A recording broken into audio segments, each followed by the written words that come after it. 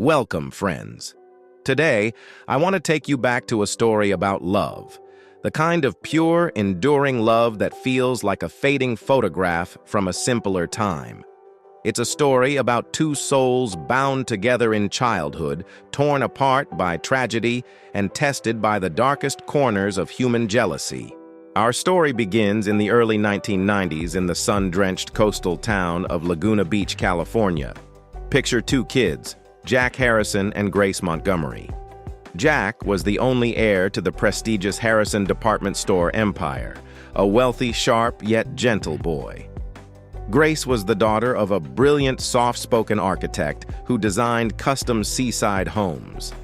Jack and Grace grew up side by side. They shared everything: secrets, laughter, and a passion for music. Grace loved playing the piano on the back porch as the Pacific waves crashed against the shore, and Jack would sit beside her, listening for hours. When Jack lost his mother to cancer, Grace held his hand through the funeral.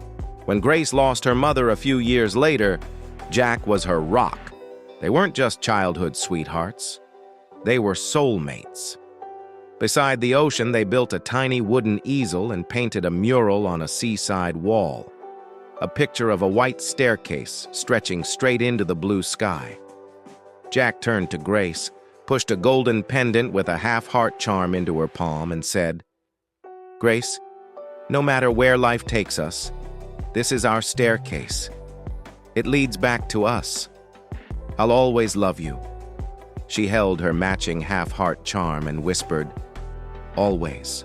In their late teens, life took its first sharp turn. Jack was sent to study business in Europe, groomed to take over the Harrison empire. Leaving Grace behind broke his heart, but they promised to write every week and reunite in 5 years at their spot on the beach. While Jack was away, Grace's father made a fateful mistake. Feeling lonely, he remarried a former Hollywood actress named Eleanor Vance. Eleanor was a woman driven by ambition and bitterness, desperate to recapture her lost youth and wealth. With Eleanor came her 2 grown children from a previous marriage, Thomas and Chloe. Chloe was like her mother, vain, scheming, and deeply envious of Grace's effortless grace and beauty. Thomas, on the other hand, was an introvert, a tortured, quiet painter who had known nothing but neglect from his mother. When Eleanor and Chloe moved into the Montgomery house, Grace's life transformed into a quiet nightmare.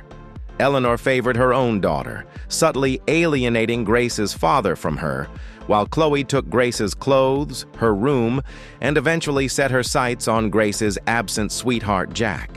Yet there was one unexpected twist. Thomas fell deeply, hopelessly in love with Grace. Grace was the only person who ever showed Thomas genuine kindness. She brought him tea while he painted in his dark room, complimented his art, and treated him like a human being. To a boy starved of affection, Grace became his angel. But Thomas knew her heart belonged to Jack, and that knowledge ate him alive. 5 years passed. The day of Jack's return to California finally arrived. Grace was beside herself with joy. She dressed in a simple white dress, put on her half-heart necklace, and prepared to meet Jack at the Laguna Pier where he was holding a welcome-back gala. Chloe, furious that Jack hadn't looked twice at her letters while abroad, was determined not to let Grace have her happy ending. On that foggy night, as Grace ran toward the coastal road to meet Jack, Chloe stole her mother's sedan and followed her into the dark. Grace saw Jack standing near the illuminated pier. Her heart leapt. She waved across the street, shouting his name. Jack turned, his face lighting up.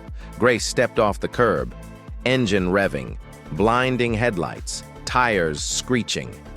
In a split second of pure malice, Chloe slammed her foot on the gas pedal. The car struck Grace head-on. Her body crumpled over the hood and tumbled onto the asphalt.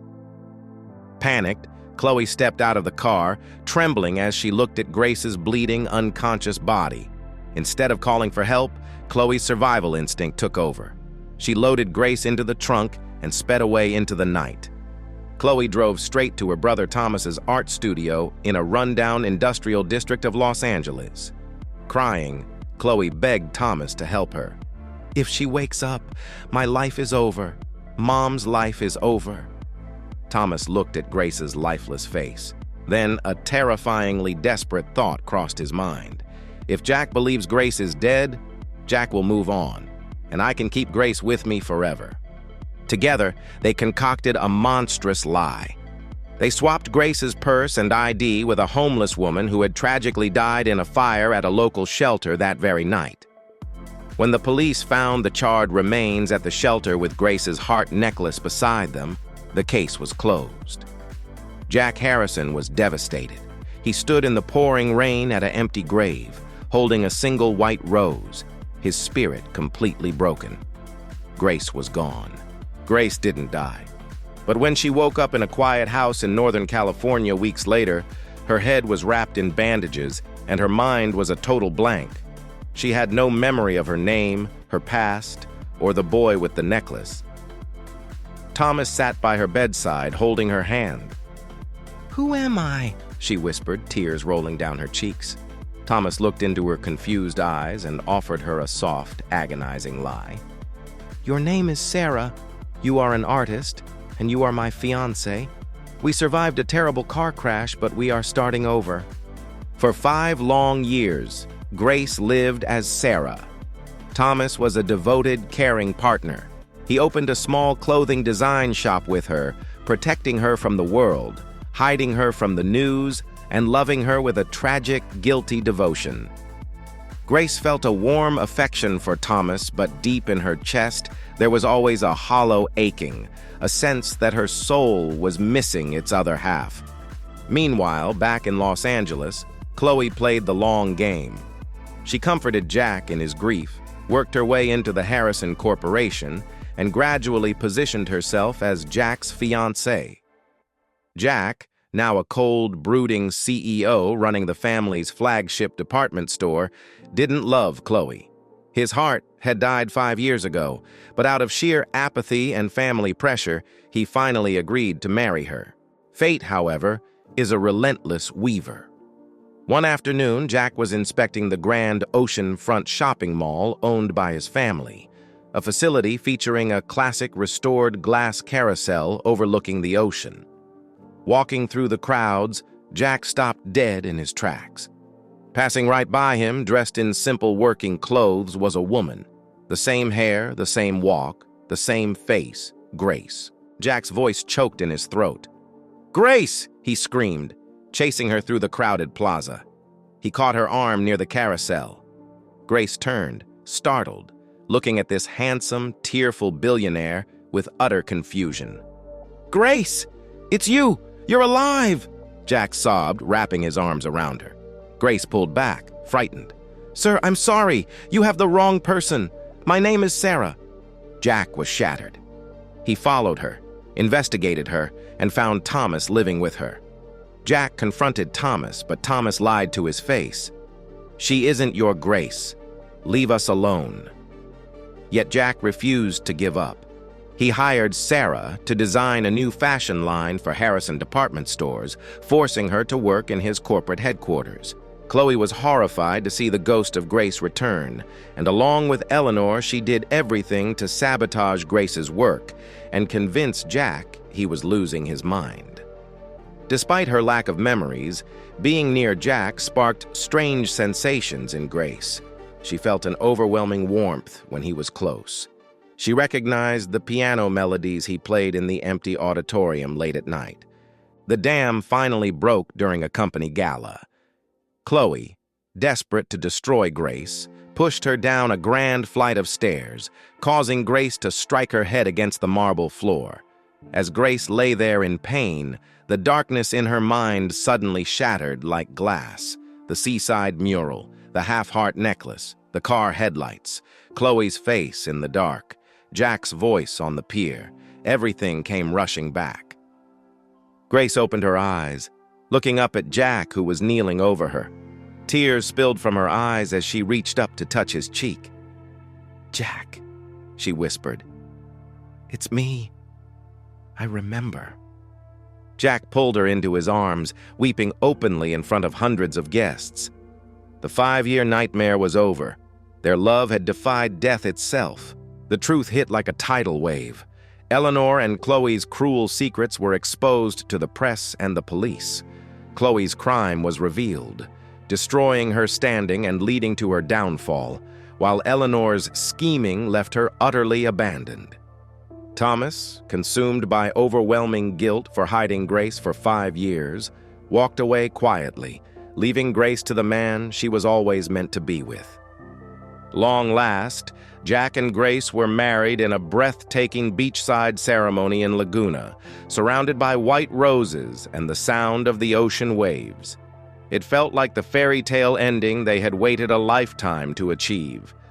But life, in its unyielding cruelty, was not finished with them. A few months after the wedding, Grace began experiencing terrible headaches and double vision. Jack rushed her to the top specialists in Los Angeles.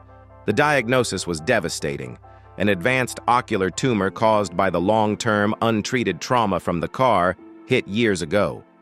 The doctor's words were a death sentence. The tumor was spreading fast, she was going blind, and her time was running out. Grace was heartbroken, not for herself, but for Jack. "We just found each other," she wept in his arms. "How can I leave you again?" Jack refused to accept it. He stepped down from his position at Harrison Enterprises, turning his back on his vast wealth to spend every single second by Grace's side. As the darkness slowly stole her eyesight, Jack became her eyes. He described the sunsets, guided her hands across the piano keys, and carried her through the gardens. There was only one medical hope, a rare cornea transplant that might clear her vision and allow doctors access to perform a delicate life-saving surgery. But organ donation lists were long, and time was a luxury Grace did not have. Word of Grace's condition reached Thomas, who was living in isolation, painting sad, solitary landscapes. When Thomas learned that Grace was dying and going blind, something inside his broken soul snapped into crystal clarity. He realized his love for Grace had been selfish for 5 years. Now he had one final chance to make it right, to give her back the light he had stolen from her. Thomas called Jack for the first time in years. "Jack," Thomas said, his voice strangely calm over the phone, "take care of her. Make sure she sees the world clearly again." Before Jack could ask what he meant, Thomas hung up. That night, Thomas wrote 2 letters, one to Grace and one to the hospital board.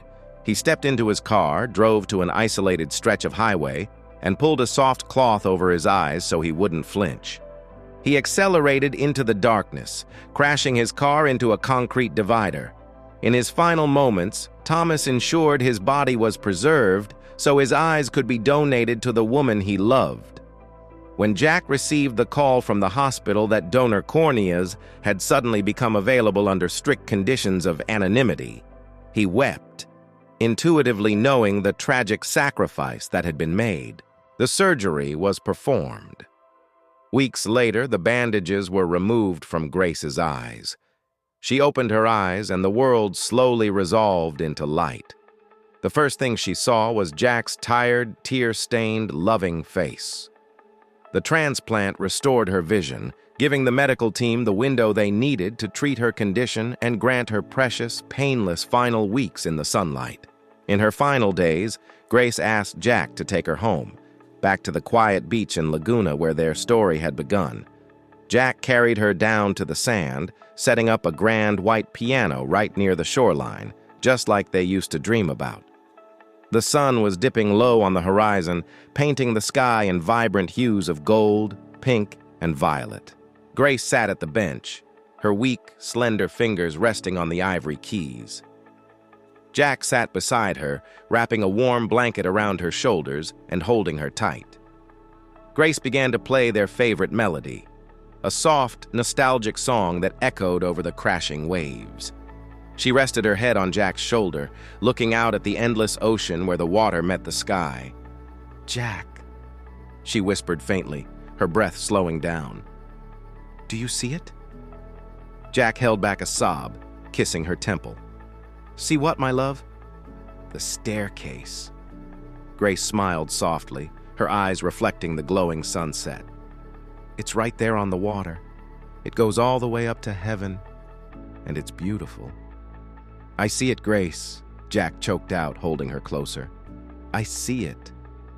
Grace took one long, peaceful breath, closed her eyes, and slipped away quietly into the evening breeze, falling asleep forever in the arms of the only man she had ever loved.